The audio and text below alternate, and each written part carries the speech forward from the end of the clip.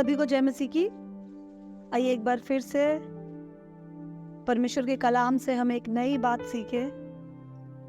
मैं अक्सर जब बहुत सारी परेशानियों में व्यक्तिगत रूप से अपने आत्मिक जीवन में और पर्सनल लाइफ में पड़ जाती हूँ, तो मेरा ये व्यक्तिगत अनुभव है कि इस दुनिया का कोई भी सवाल नहीं है, इस दुनिया का कोई भी कॉन्फ्लिक्ट नहीं है, कोई भी विवाद नहीं है, इस दुनिया की कोई भी उलझन नहीं है जिसका सुझाव या जिसका रास्ता या जिसका जवाब पवित्र शास्त्र बाइबल में ना मिले। मैंने अक्सर देखा है, किसी भी तरह का क्वेश्चन आता है, चाहे वो स्पिरिचुअल लाइफ से रिलेटेड हो, चाहे हमारी आम जिंदगी से रिलेटेड हो, अगर आप घुटनों पर आकर दिल से प्रभु से मांगेंगे तो कुछ लोग कहते हैं प्रभु ने ऐसा कहा वैसा कहा। कई बार जब लोगों के अनुभवों को सुनती हूँ और उसको वचन से मैच करती हूँ तो कई बार लगता है नहीं, प्रभु अपने वचन के विरोध में कोई और बात, कोई नई बात हमें नहीं बताएगा। इसलिए हम जो आवाज सुनते हैं या जिन लोगों से मिलते जुलते हैं, हमें समझना जरूरी है, हमें परखना जरूरी है कि जो हम सीख रहे हैं, समझ रहे हैं, सुन रहे हैं, मान रहे हैं, देख रहे हैं, वो प्रभु की इच्छा के अनुसार है या नहीं। कोई ऐसा सवाल नहीं जिसका जवाब बाइबल में ना हो। इसीलिए मुझे बहुत अच्छा लगता है कि रोजमर्रा के हमारे इस सेशन में बहुत सारे लोग अपने अपने क्वेश्चंस पूछते हैं और उन क्वेश्चंस के आधार पर, बहुत सारे लोगों के डाउट्स के आधार पर मुझे मौका मिलता है कि वचनों में से उनके जवाब को खोजूं और लोगों के सामने दे सकूं। आज सुबह जब मैं आज के वचन के लिए प्रभु के सामने बैठी थी और मैं प्रार्थना में ही थी, करीब सुबह 4 बजे आज मेरी आंख खुल गई और मैं दुआ कर रही थी और प्रभु से पूछ रही थी प्रभु आज किस बारे में चर्चा करूं। करते करते दिन के करीब 8 बज गए सुबह के, और फिर अभी तो एक बहन का फोन आया और बहन कहने लग गई कि मैं बहुत परेशान हूँ। मैंने कहा कहिए क्या बात है, तो वो कह रही थी एक प्रैक्टिस, एक तरह की प्रथा मसीहियों के बीच चल रही है और मैं बहुत कंफ्यूज्ड हूँ कि ये जो प्रथा मसीहियों के बीच चल रही है या सही है या नहीं। तो मैंने कहा कौन सी प्रथा है जो आपको बहुत परेशान कर रही है। तो उन्होंने कहा पहला सवाल ये है सिस्टर की, बहुत जगह, बहुत संगतियों में मैं जाती हूँ, वहां मैं देखती हूँ कि लोग अभिषेक का तेल बेचते हैं छोटी छोटी डिब्बियों में कर। बहुत सारे लोग अभिषेक का पानी बेचते हैं छोटी छोटी बोतलों में करके। बहुत सारे लोग प्रार्थनाएं करने के लिए, प्रेयर रिक्वेस्ट आपकी दर्ज कराने के लिए पैसे लेते हैं। बहुत सारे लोग तीरथ किनाई दूर दूर किसी एक व्यक्ति विशेष से मिलने जाते हैं ताकि प्रभु के अनुग्रह को देख सके। तो मैं ये जानना चाहती हूँ सिस्टर, क्या ये बात सही है? क्या हम मसीह होने के नाते इस प्रकार की प्रैक्टिस कर सकते हैं? और जब वो बहन ये सवाल पूछ रही थी तो मैं कनेक्ट कर पाई कि पिछले कुछ दिनों से, कुछ महीनों से इस प्रकार के सवाल आमतौर पर हमारे सामने आ रहे हैं और लोग जो नए विश्वासी हैं, सीधे विश्वासी हैं, वो बहुत कंफ्यूज्ड हैं कि क्या उनको इस प्रकार के अभिषेक का तेल लेना चाहिए। अक्सर मैं लोगों के लिए प्रार्थना करती हूँ या लोग जो जगह जगह जाते हैं, इस प्रकार की कोई रोक टोक यहाँ पर नहीं है कि आप यहाँ मत जाओ, वहाँ मत जाओ। मुझे लगता है जहाँ हमारे प्रभु के नाम का प्रचार हो रहा है, जहाँ लोग हमारे प्रभु के नाम पे संगति कर रहे हैं, वहाँ जाइए, मिलिए। प्रभु की उपस्थिति में बने रहना हम सबके लिए जरूरी है। तो मसीह होने के नाते किसी को रोकना, किसी की आत्मिक उन्नति को रोकना हमारे लिए सही नहीं है। लेकिन एक शिक्षा, एक बात हम सबको हमेशा पकड़ के रखनी जरूरी है और वो बात ये है, अगर हम प्रेरितों की पत्री 17 अध्याय पढ़े तो उसमें साफ साफ लिखा है बीरिया की कलीसिया थिस्सलुनीकियों की कलीसिया से भी उत्तम थी, क्योंकि बीरिया की कलीसिया जो कुछ प्रेरितों से या प्रभु के अगुवों से सुनती थी, वो अपने घर में जाकर अपनी बाइबल खोलकर परमेश्वर के पवित्र शास्त्र में से पुष्टि करते थे, इस बात को क्लियर करते थे कि जो उन्होंने सीखा है वो वचन के अनुसार है या नहीं। तो अगर इस प्रकार की कोई भी प्रैक्टिस समाज में फैली है या मसीहियों के बीच में और आप कंफ्यूज होते हैं, तो आप अच्छे से पवित्र शास्त्र में जांचिए कि क्या जो प्रैक्टिसेस का बोलबाला समाज में है वो सही है कि नहीं।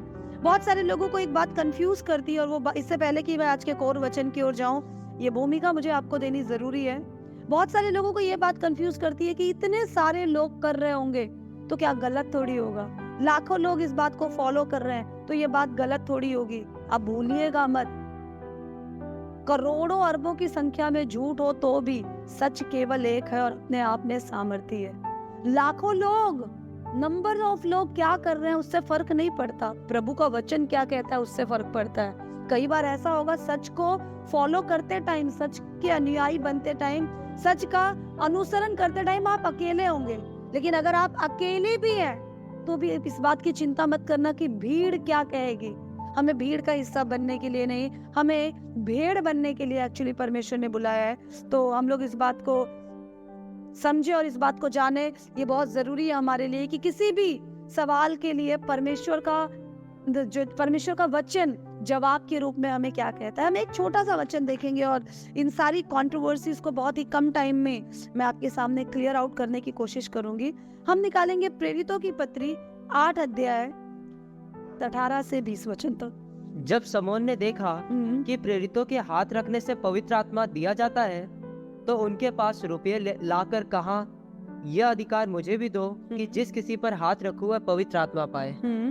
पतरस ने उससे कहा, तेरे रुपये तेरे साथ नष्ट हो, क्योंकि तूने परमेश्वर का दान रुपयों से मोल लेने का विचार किया। यस, हम जानते हैं कि किस प्रकार स्टेफनुस की मृत्यु हुई। स्टेफनुस की मृत्यु के बाद पहली बार सताव कलीसिया पे आने लग गया और कैसे प्रेरित लोग यहाँ वहाँ बटकर प्रभु के कामों का प्रचार करने लग गए। और हम देखते हैं, हम ज्यादा बैकग्राउंड की ओर नहीं जाएंगे, हम बहुत जल्दी से मुद्दे पर आएंगे। शमौन नाम का एक जादूगर था, उसने फिलिप्पुस के द्वारा परमेश्वर के वचन को सुना, और जब उसने फिलिप्पुस के द्वारा परमेश्वर के वचन को सुना तो हम 13 वचन में पढ़ते हैं, शमौन ने स्वयं भी विश्वास किया और बपतिस्मा लिया, और बपतिस्मा लेकर वह फिलिप्पुस के साथ रहने लग गया।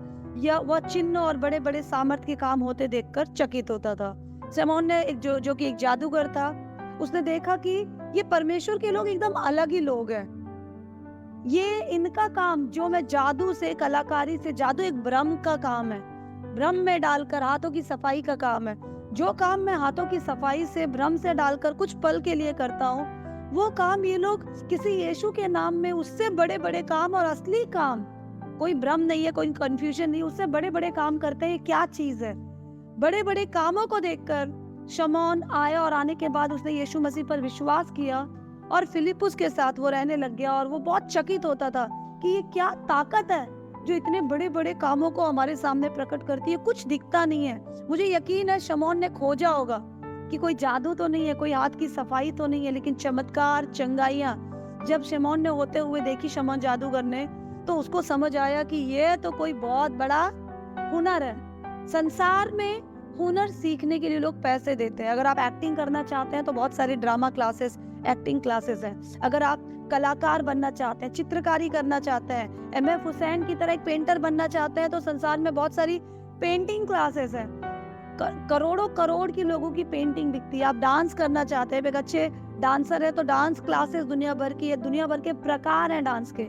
आप सिंगर है तो सिंगिंग क्लासेस है, जिसमें आप जाके तरह तरह के गीतों को, तरह तरह के शास्त्रीय संगीतों को, न जाने आप क्या क्या वाद्यों को और गीतों को सीख सकते हैं। संसार में टैलेंट लोगों को अट्रैक्ट करता है, और वो टैलेंट सीखने के लिए लोगों को पता है हमें कोई ना कोई गुरु चाहिए, हमें कहीं ना कहीं फीस भरनी और कहीं ना कहीं जाकर सीखना है। तो शमौन को लगा ये परमेश्वर का काम भी संसार के अन्य कला की तरह एक कला है, तो मैं क्यों ना इस कला को पैसे देकर खरीद लूं, इस हुनर को पैसे देकर सीख लूं।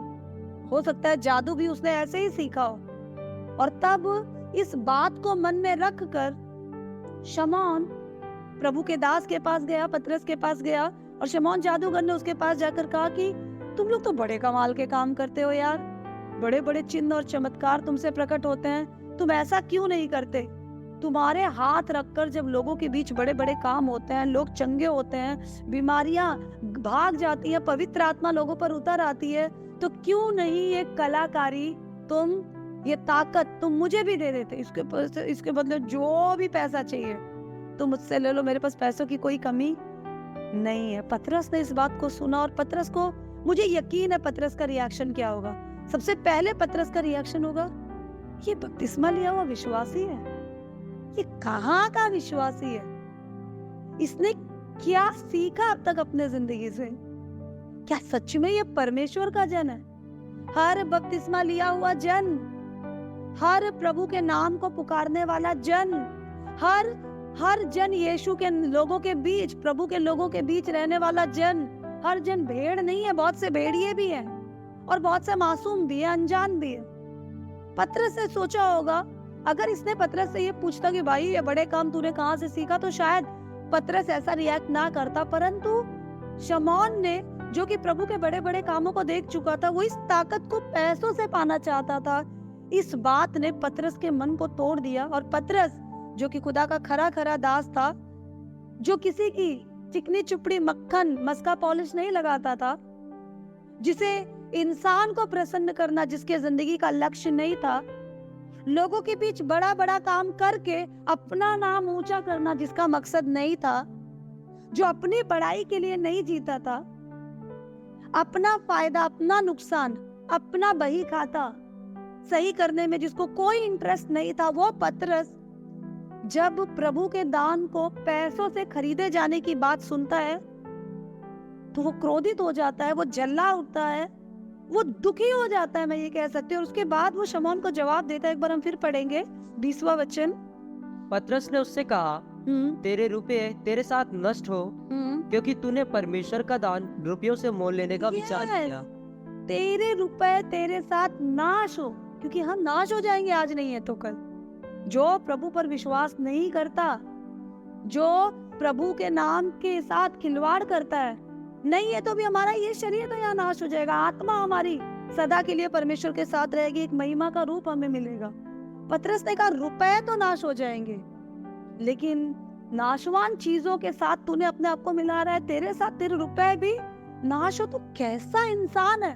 तू अन्य जाति होता तो मैं सोचता, तू अविश्वासी होता तो प्रभु भी तरस खाता, तू अनजान होता तो मैं सोचता, तू बपतिस्मा लेकर, प्रभु का कहलाकर, प्रभु के कामों को देखकर, उसकी महिमा को जानकर परमेश्वर के आत्मा के दान को पैसों में खरीदना चाहता है।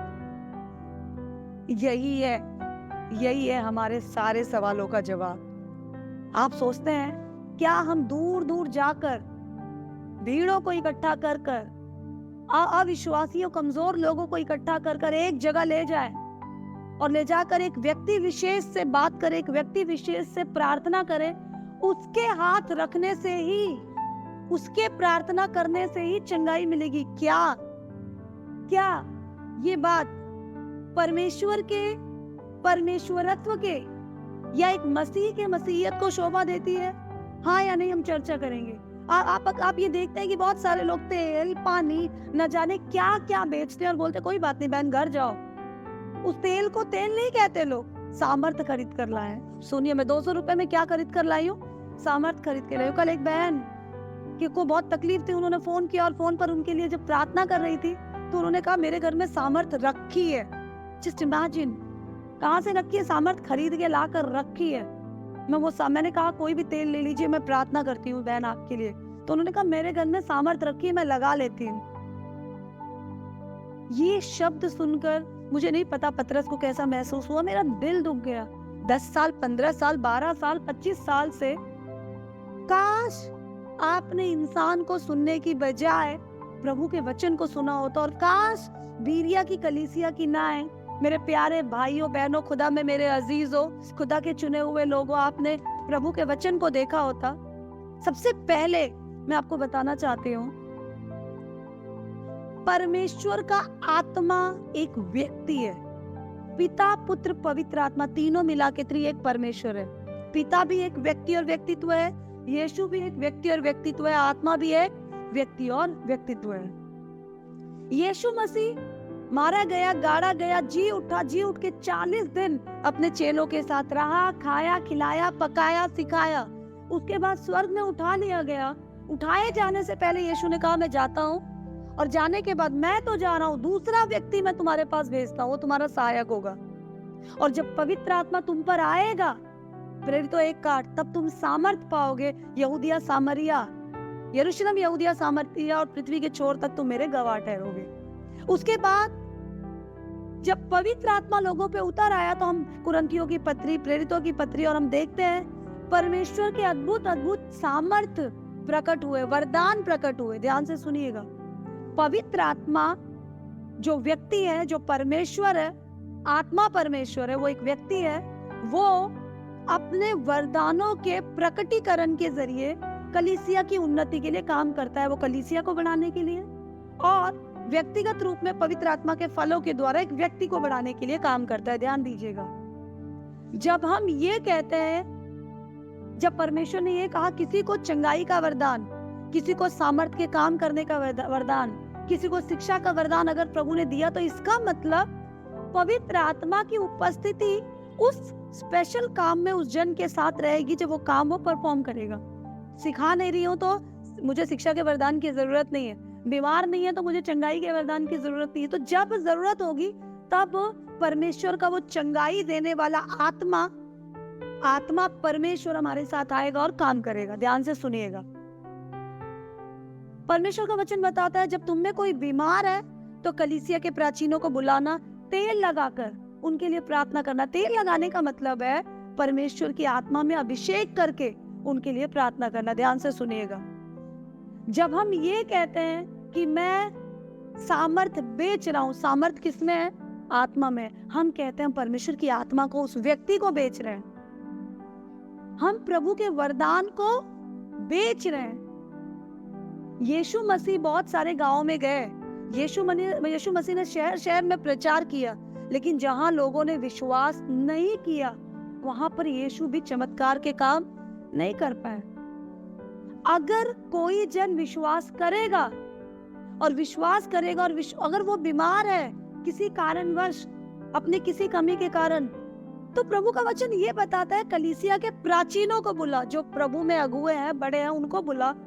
वो अभिषेक करके, प्रार्थना करके, अभिषेक का तेल, सामर्थ का तेल तुझ पर लगाएंगे तो धर्मी जन की प्रार्थना से रोगी चंगा हो जाएगा। मुझे बताइए, उत्पत्ति से लेकर प्रकाशित वाक्य तक और 38 साल के करीब प्रेरितों की पत्री में जो पहली मॉडल कलीसिया है, उसमें कौन से प्रभु के चेले ने? क्योंकि कलीसिया कैसी होनी चाहिए, संगति कैसे करनी चाहिए, प्रचार कैसे होना चाहिए, क्या एक कलीसिया का स्वरूप होना चाहिए, कैसे कलीसिया फंक्शन करती है, उसका पूरा विवरण प्रेरितों की पत्री में, द मॉडल चर्च, नमूना जो चर्च का है वो प्रेरितों की पत्री में। उसके बाद इंटरनल मैनेजमेंट कैसे करना है, उसकी चर्चा कुरिन्थियों में, पतरस में और अन्य पत्रियों में लिखी गई है। कुछ कॉन्फ्लिक्ट है, कुछ प्रॉब्लम्स है, तो उसके आंसर्स उसमें लिखे गए हैं। प्रेरितों की पत्री में, कुरिन्थियों की पत्री में आप मुझे बताइए कहां पर किसी भी पत्री में लिखा गया है कि वो तेल में सामर्थ करके, प्रार्थना करके बेचा करते थे? क्या आपने यूहन्ना की पत्री पढ़ी जिसमें लिखा है कि बहुत से काम यीशु ने किए, पर जितनों की जरूरत थी, जितना हमारे लिए चाहिए था, वो इस पवित्र शास्त्र में लिखकर हमें दे दिए गए हैं। बहुत सारे काम, इतने काम प्रभु ने किए कि संसार की पत्रियां, किताबें कम पड़ जाती, पर जितने हमें जरूरत थी वो सब लिखकर दे दिए गए। अगर तेल इस प्रकार बोतल में भरकर बेचना या बोतल में भरकर प्रार्थना करके लोगों को दे देना, ये लो ले जाओ और तुम प्रार्थना करो, वो विश्वास में है नहीं है। वो प्रभु पे यकीन किए नहीं बैठा है, वो उस तेल पर यकीन किए बैठा है। जैसे पहले झाड़ फूंक करके हम उसके हाथ में थमा दिया करते थे। क्या हम परमेश्वर के जन, परमेश्वर की रीतियों को, परमेश्वर के साथ अपने व्यवहार को, मसीह के बीच चलने वाली रीतियों को अन्य जातियों की रीतियों की नाई कॉपी करके फॉलो करेंगे? अगर आप व्यवस्था विवरण 12 अध्याय उसका 4 वचन पढ़े तो please very carefully read this. व्यवस्था विवरण 12 अध्याय उसका 4 वचन प्लीज।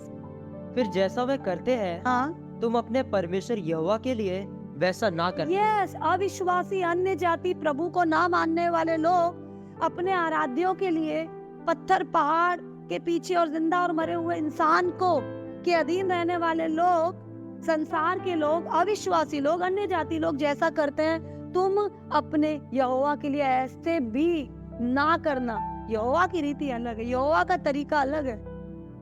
आप जानते हैं यीशु मसीह गौशाला में पैदा हुआ ताकि कोई ऐसा जन ना रहे जो प्रभु से मिलने के लिए वंचित रह जाए। गौशाला में जाने के लिए कोई टिकट नहीं लगती, फ्री ऑफ कॉस्ट प्रभु का वचन लोगों तक पहुंच सके। अगर आप यशाया नबी की पत्री 55 अध्याय उसके 1 वचन को पढ़े, ध्यान से सुनिएगा, यशाया 55 का 1, प्लीज। आओ सब प्यासे लोगो, पानी के पास आओ। सब प्यासे लोगो पानी के पास आओ। आगे, इनके पास रुपया ना हो, हाँ, तुम भी आकर मोल लो, हाँ, और खाओ। हाँ, दाख मधु, हाँ, और दूध, हाँ, बिना रुपये, हाँ, और बिना दाम ही आकर ले लो। यस, सब प्यासे लोगों जिनको आत्मा की भूख है, जिन्हें परमेश्वर की भूख है, जिन्हें जीवन के जल की जरूरत है, जिनके पास पैसा है नहीं है, अमीर गरीब, गोरे काले, ऊंचे ऊंचे, छोटे कद के, मोटे पतले, खूबसूरत बदसूरत, जो भी हो आप आओ, सब लोग एक समान आओ। वो दाख मधु, वो परमेश्वर के बेटे का लहू, वो परमेश्वर के बेटे का शरीर, उसमें हिस्सा लेने के लिए तुम्हें कोई कीमत देने की जरूरत नहीं है। सेत मेत में उद्धार अवेलेबल है, सेत मेत में परमेश्वर का अनुग्रह अवेलेबल है। जो काम परमेश्वर ने हमें सेत मेत में दे दिया, जो आशीष प्रभु ने हमें सेत मेत में दे दिया, उसी परमेश्वर के एक भाग, पवित्र आत्मा परमेश्वर के दान को हम लोग बेच रहे हैं। और खरीदने वाले, माफ कीजिए, इतनी मूर्खता का काम कर रहे हैं। वो प्रभु के अभिषेक को खरीद रहे हैं। आप अभिषेक तो बहुत बड़ी बात हो गई। आप याद कीजिए, यीशु मसीह जब आराधनालय में गए यरूशलेम की, उसने सर्राफों को, कबूतरों को बेचते खरीदते बिजनेस करते देखा। यीशु का अलग सा स्वरूप वहां नजर आया। यीशु ने सबको मारा और खदेड़ खदेड़ कर भगाया। प्रभु के नाम पे व्यापार कर रहे हैं लोगों के लिए, परमेश्वर के पास यही एक सजा है। और यीशु ने कहा, तुमने मेरे पिता के घर को डाकुओं की खो बना दिया है। मैं बता रही हूँ, जो इस प्रकार की खरीद फरोख्त कर रहे हैं, उन्होंने पिता के काम को, परमेश्वर के सेत मेत के अनुग्रह को, मुफ्त है पर चीप नहीं है, फ्री है बट चीप नहीं है, मुफ्त है पर हल्का नहीं है, सस्ता नहीं है, बेशकीमती लहू को बिना किसी दाम के, हमारे विश्वास के अलावा परमेश्वर ने कुछ नहीं मांगा।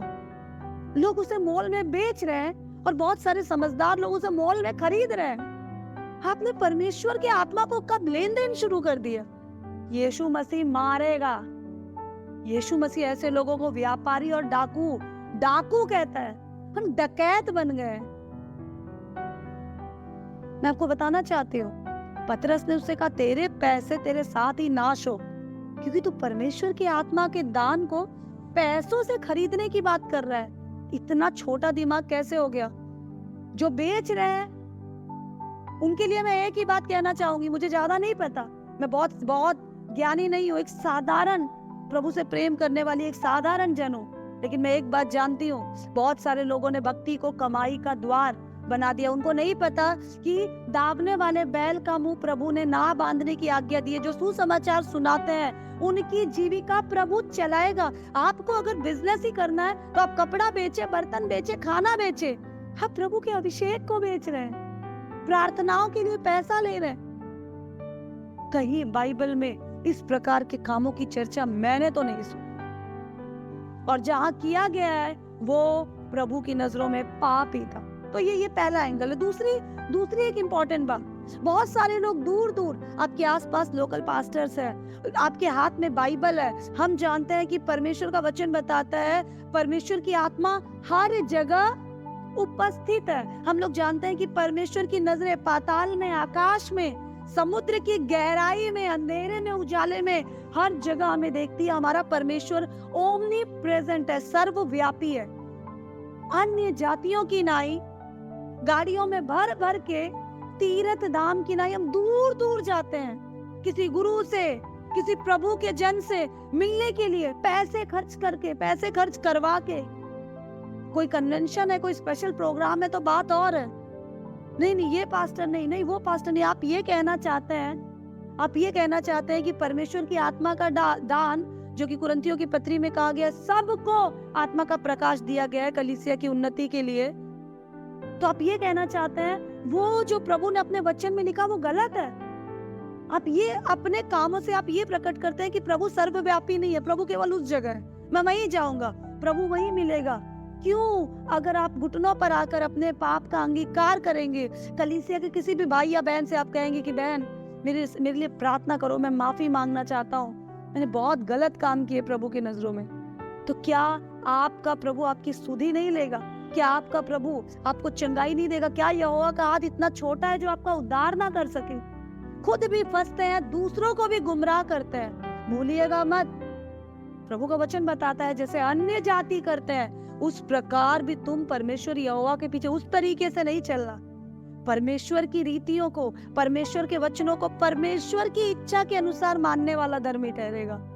बहुत सारे लोग दुकान खोल कर बैठे हैं। खुदा का कलाम बताता है अंत के दिनों में बहुत सारे लोग ऐसे आएंगे, भक्ति जिनके लिए कमाई का द्वार ठहरेगी, जो अपने नियमों को, अपने सिद्धांतों को मसीह के नियम और मसीह के सिद्धांत बनाकर लोगों के सामने रखेंगे और लोगों को गुमराह कर देंगे, भेड़ को भटकाएंगे। कलीसिया, मैं आपको उत्साहित करना चाहती हूँ, भटकने वाली भेड़ आप ना बने, ऐसे चक्करों में आप ना पड़े, इतने छोटे ना हो जाए शमौन की नाई कि प्रभु के अभिषेक को की खरीद बिक्री करने लग जाए। हम पवित्र आत्मा को बेच रहे हैं। दीदी वचन 23:23 बताता है, सच्चाई को मोल ले लो, उसे बेचो मत।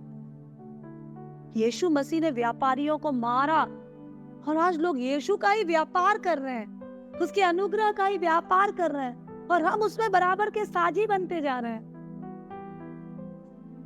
मैं किसी व्यक्ति या किसी जन का नाम नहीं लूंगी क्योंकि वो मेरी तरफ से गलत हो जाएगा। ना जाने कुछ लोग अज्ञानता में कर रहे होंगे,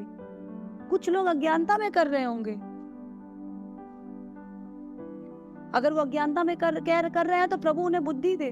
मुझे ये पता है शाऊल गलत था, तब भी दाऊद ने शाऊल पे हाथ नहीं उठाया। हमें एक दूसरे का न्याय करने का अधिकार नहीं है, या ये किसी को बुरा कहने के लिए मैं नहीं कर रहा हूं। मैं आपको बताना चाहती हूँ, प्रभु की रीति ऐसा कुछ नहीं सिखाते। कुछ लोग कहते हैं हम यर्दन में जाके बपतिस्मा लेंगे। क्यों? क्या भूल गए? कुरनेलियुस के घर के पास जो पानी था, कुरनेलियुस रात को पौलुस को अपने घर ले गया। जब जेल के फाटक खुले, जेलर अपने घर ले गया और वहां जाकर बपतिस्मा लिया। उद्धार पाने के लिए मैं क्या करूं? पौलुस और सीलास जेल में थे, जेल के दरवाजे खुल गए आधी रात की आराधना में। उन्होंने कहा यीशु पर विश्वास कर तू और तेरा घराना उद्धार पाएगा। न जाने कितने सेवक जहां जहां जाते थे लोग उन्हें मिलते थे। खोजा, प्रभु की खोज में यरूशलेम मंदिर से आराधना अटेंड करके वापस जा रहा था। प्रभु की आत्मा ने फिलिपुस को प्रेरित किया। फिलिपुस खोजा के रथ पे पहुंच गया, खोजा को प्रचार किया, खोजा का मन खुला। जहां पानी ज्यादा था वहां उतरे, बपतिस्मा लिया। उसके बाद फिलिपुस को परमेश्वर का आत्मा वहां से उड़ा कर लेकर चला गया, गायब कर दिया, हटा दिया। कुछ लोगों को यर्दन में ही बपतिस्मा लेना है, कुछ लोगों को यरूशलेम में ही जाना है, इजराइल ही जाना है। कुछ लोगों की ऐसी इच्छाओं का फायदा उठाकर बहुत सारे लोग ऐसे टूरिज्म को अपने प्रमोट कर रहे हैं। क्या ऐसा तीर्थ बाइबल में कहीं लिखा हुआ है करने के लिए? क्या आप भूल गए कि अब हमें कहीं जाने की जरूरत नहीं है, क्योंकि मेरा खुद का शरीर परमेश्वर का मंदिर है। इसको साफ रखें, मन को साफ रखें, लोगों के लिए रोशनी का कारण बने, प्रभु के नाम का प्रचार करें, अपने चाल चलन की चौकसी करें। हम याजक हैं, एक दूसरे के लिए हम ही तीरथधाम है। हम सब भूल गए, आंखें बंद करके, बाइबल को बंद करके, हम अपनी मर्जी पे आंखें बंद करके इंसानों की बनाई हुई रीतियों पे हम चले जा रहे हैं। मैं आपको बताना चाहती हूँ, आंखें खोल लीजिए, बुद्धि को थोड़ा ओपन कीजिए। अपनी बाइबल जिसमें धूल लगी हुई है, इसको थोड़ा ओपन कीजिए और पढ़िए। हम खुदा के वचन को बेच नहीं सकते, पढ़िए। हम खुदा के अभिषेक की का मोल भाव नहीं कर सकते, पढ़िए। प्रभु ने सब कुछ सेत मेत में दे दिया, पढ़िए। जो भी तृप्त था, जो भी प्यासा था, प्रभु की उपस्थिति में वो तृप्त किया गया, पढ़िए। सभी पर आत्मा का प्रकाश है, पढ़िए। आपको कहीं जाने की जरूरत नहीं है। आप जहां हैं एक बार दिल से पुकार कर तो देखिए। सारपत की विधवा के पास परमेश्वर का दास पहुंचा, वो जरूरत में थी। आप जहां है, जैसे हैं, वचनों के अनुसार प्रभु के साथ विश्वास योग्य रहे। पौलुस जब जेल में था, एक और इंसिडेंट ऐड करके मैं फिनिश करना चाहूंगी। पौलुस जब जेल में था तो जगह जगह से लोग उनेसिमुस पौलुस से मिलने आया। उनेसिमुस किसका साथी था?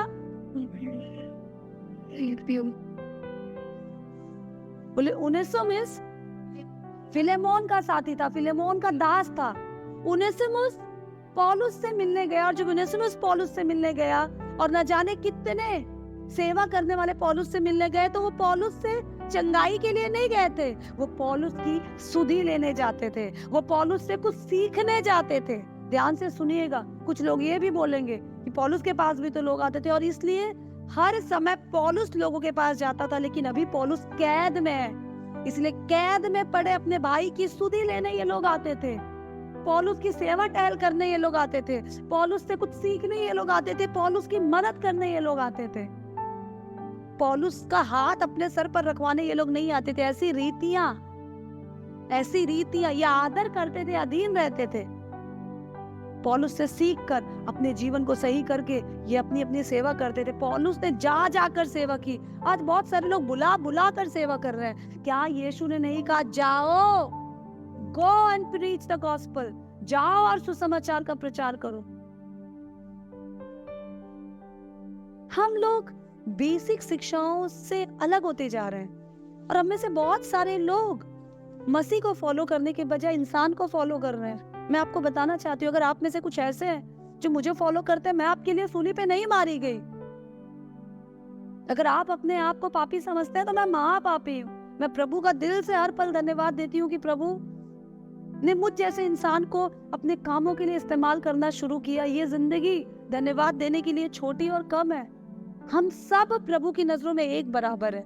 केवल व्यवस्थित रूप से, सुचारू रूप से व्यवस्था चलने के लिए प्रभु ने अलग अलग पद पे कुछ को शिक्षक करके, कुछ को पास्टर करके प्रभु ने नियुक्ति की है।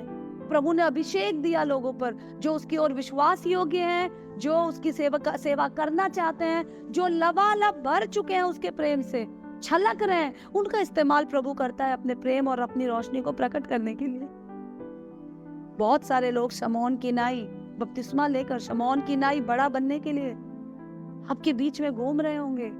हर प्रभु करने वाला प्रभु की इच्छा के अनुसार चल रहा है, सिखा रहा है, ये जरूरी नहीं है। इसीलिए जब कोई आपको कुछ बताता है, सिखाता है, तो पहला क्वेश्चन, भैया या पास्टर जी या बहन जी, ये वचन में कहाँ लिखा है? आस्क देम, ये वचन में कहाँ लिखा है? वचन से पुष्टि कीजिए। आपको सिखाने वाला परमेश्वर का आत्मा होना चाहिए। इंसान केवल आपका हेल्पर होना चाहिए, केवल सहायक। पर बहुत से लोग प्रभु को भूल जाते हैं और केवल अगुओं को प्रभु मानने लगते हैं। वो प्रभु के खिलाफ तो सुन लेंगे पर अपने अगुओं के खिलाफ सुन नहीं पाएंगे। आपके अगुए आपके लिए सूली पे मारे गए? क्या आपके अगुए परमेश्वर के बेटे हैं जिन्होंने कतरा कतरा करके अपनी जान दी? मुझे लगता है इसीलिए पौलुस बार बार बोलता है, मैं तुम्हें स्मरण दिलाता हूँ, क्योंकि प्रभु को पता था हमारी मेमोरी, हमारी याददाश्त बहुत वीक है। कलीसिया में आपको उत्साहित करना चाहती हूँ, संसार की बनाई हुई इन रीतियों में अपने आत्मिकता को जला ना दे, दबा ना दे। परमेश्वर का दान पैसों में ना खरीदा जाता है, ना बेचा जाता है, सेत में अवेलेबल है हर उस जन के लिए जिसका दिल प्रभु की ओर खुला हुआ है। परमेश्वर का अनुग्रह सबके लिए एक बराबर है। ऐसे खरीद बिक्री का हिस्सा बनके आप यीशु को क्रोधित ना करें। यीशु ने व्यापारियों को मारा था। प्रभु का राज्य व्यापार के लिए नहीं है, प्रभु का राज्य उद्धार के लिए है। दुनिया क्या कर रही है, भीड़ क्या कर रही है, मायने नहीं रखता। प्रभु का वचन क्या सिखाता है, ये मायने रखता है। इसीलिए बहुत भीड़ को देखकर गुमराह ना हो जाइए। यीशु ने लाखों को प्रचार किया, लेकिन जब आखिरी समय आया और यीशु ने पूछा कौन मेरी तरफ है, 12 ही तैयार हुए। Only 12 were there। धीरे धीरे सब चले गए। 40 लाख लोग, 25 से 30 लाख लोग, माफ कीजिए, कनान से निकले। 40 साल तक वो चलते रहे। केवल कालेब और यहोशू को छोड़कर कोई कनान नहीं पहुंच पाया। भीड़ का क्या होगा मैं नहीं जानती, पर भेड़ों का क्या होगा मुझे पता है। वो तो प्रभु के साथ दाहिनी ओर ही रहेंगे। जब बादलों पर प्रभु आएगा, वो उन लोगों को ले जाएगा जो भीड़ का हिस्सा नहीं, जो भेड़ का हिस्सा। इसलिए कलीसिया, अगर आप भेड़ बनना चाहते हैं तो हमारा चरवाहा यहोवा है। दाऊद ने कहा, यहोवा मेरा चरवाहा है, मुझे घटी ना होगी। वो मुझे हरी हरी चराइयों पर ले जाता है, वो मुझे सुखदाई जल के झरने के पास ले जाता है। हमें सुख देने वाला इंसान नहीं, यहोवा है। अपने बेटे यीशु मसीह में अपनी आत्मा की सहायता से वो हमारी रक्षा करता है, वो हमें समझाता है, वो हमें सिखाता है। ऐसा ना हो हम यहोवा के स्थान पर, परमेश्वर के स्थान पर अपने अनुग्रहकारी दया करने वाले अपने उद्धारकर्ता यीशु के स्थान पर हम इंसानों को बिठा दे, हम इनके भक्त बन जाए, हम इनको पूजने वाले बन जाए, हम प्रभु के चेले बनने के बजाय कहीं अंधेपन में इनके चेले ना बन जाए, इस बात का ख्याल रखे। इसीलिए पौलुस ने कहा जब तुम स्थिर हो तो बहुत ध्यान रखना कहीं गिर ना पड़ो। इसीलिए जो सामर्थ बेच रहे हैं और खरीद रहे हैं, प्लीज आप उस व्यापार का, आप उस गलत काम का, आप उस शैतानी काम का, मैं कहूंगी आप उस विनाशकारी काम का हिस्सा ना बने। प्रभु का अनुग्रह, प्रभु का दान खरीदा और बेचा नहीं जाता, क्योंकि प्रभु का अभिषेक, प्रभु का आत्मा का ताकत, प्रभु का आत्मा एक व्यक्ति है। हम परमेश्वर के सामर्थ को बेच और खरीद नहीं सकते। वो तो विश्वास करके घुटनों पर आप आइए, एक बार दिल से पुकारी, वो तो ऐसे ही प्रकट हो जाए। वो आपके साथ साथ है, क्योंकि आप उसका चलता फिरता मंदिर है, आपका दिल उसकी वेदी है, और परमेश्वर अपनी वेदी से नहीं हटता। जब आप स्तुति करते हैं तो वो वहां विराजमान होता है। आप किसे खोज रहे हैं यहाँ वहां जाकर, भीड़ लगाकर, गाड़ियों में, ट्रेन में, बसों में, कर्जा लेकर, ब्याज पे पैसे लेकर? This is a wrong practice. कलीसिया में आपको उत्साहित करना चाहती हूँ, इस प्रकार के प्रैक्टिसेस का हिस्सा ना बने। अगर आपको इस संदर्भ में कोई और डाउट है, अगर आपको इस संदर्भ में कोई सवाल है, तो आप मुझसे बेहिचक पूछ सकते हैं। I am available for you. और मैं इस बात के लिए वचनबद्ध हूँ और पूरी तरह कमिटेड हूँ कि प्रभु के वचन से हटकर ना मैं कोई बात सीखूंगी और ना सिखाऊंगी, क्योंकि वचन देहधारी हुआ इंसान पहले भी पापी था, आज भी पापी है। प्रभु की रोशनी हम पर चमकती है, इसलिए हम चमकदार बन जाते हैं। हम में कोई रोशनी नहीं है। हमने पिछले दिनों उजिया के बारे में पढ़ा, पिछले सेशन में। उजिया को प्रभु ने 16 साल की उम्र में यहूदा का राजा बनाया। राजा बनने के बाद जब सब कुछ अच्छा होने लग गया, फिलिपियों से, अलग अलग लोगों से, पलिस्तियों से, माफ कीजिए, वो जीतने लगा। राज्यों पर प्रभु ने उसके प्रभाव को प्रकट किया, तो वो फूल गया। बहुत से आज हैं जो प्रभु का अनुग्रह, प्रभु की दया, प्रभु की सामर्थ जब उन पर प्रकट होने लग गई है तो वो फूल गए। इसने जाकर प्रभु की वेदी पर याजकों के द्वारा किए जाने वाले काम को खुद करना शुरू किया। बहुत सारे लोग आज भी प्रभु के काम को, जो उसके सामर्थ के काम है, जो प्रभु करेगा, प्रभु बनकर खुद करने की कोशिश कर रहे हैं। प्रभु ने उजिया को कोड़ दिया, ये लोगों को भी मैं कहती हूँ मन का कोड़ लगा हुआ है। इसीलिए इनके अंदर प्रभु का भय खत्म हो गया है। प्रभु के अभिषेक को बेच रहे हैं, खरीद रहे हैं, पानी को बेच रहे हैं, खरीद रहे हैं। आप मिनरल वाटर की फैक्ट्री शुरू कीजिए ना, बॉटल में पैक करके सेल कीजिए। उसको प्रभु के अभिषेक के नाम पे क्यों बेच रहे हैं? बिजनेस कर रहे हैं तो कायदे से बिजनेस कीजिए, प्रभु के नाम का बिजनेस मत कीजिए। और मैं आपको बताना चाहती हूँ कलीसिया, ऐसे व्यापार का हिस्सा मत बनिए। ऐसा ना हो शुरुआत तो हमने बहुत अच्छी की हो, पर अंत में हम गड़बड़ा जाए, डगमगा जाए, बहक जाए। इसलिए प्रभु का वचन बताता है, आत्माओं को परखो, हर झट से यकीन मत करना। आश्चर्य कर्मों पे झट से यकीन मत करना। देखना वो आश्चर्य कर्म जो हो रहे हैं, क्या वो प्रभु के वचन के अनुसार है? क्या सच में यीशु के नाम पे हो रहे हैं? क्या सच में परमेश्वर की आत्मा की उपस्थिति में हो रहे हैं? इसलिए कलीसिया, मैं आपको उत्साहित करना चाहती हूँ, सचेत हो जाए, सतर्क हो जाए, इस प्रकार की प्रैक्टिसेस का हिस्सा ना बने, आशीषित रहें। और लोगों के साथ जब वो उठते बैठते हैं तो ये इस बात का ध्यान रखिए, ऐसा कुछ ना बोले, ना सिखाए, ना प्रमोट करे जो प्रभु के वचन के खिलाफ है। ऐसा कुछ ना सिखाए। कहीं कंफ्यूजन है तो इस पवित्र शास्त्र को खोल कर बैठ जाए। मैं फिर से अपने शुरुआती लाइन में आऊंगी।